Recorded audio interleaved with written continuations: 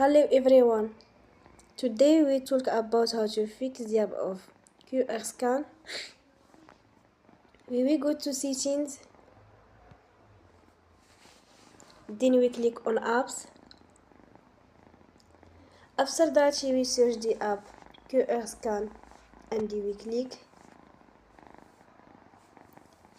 Then we will on for stop.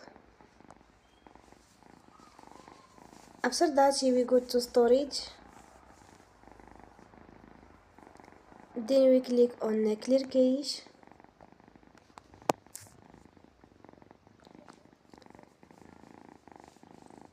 You will go to Play Store and you will update your app. Don't forget to support us by like and subscribe. See you next time and thank you for watching.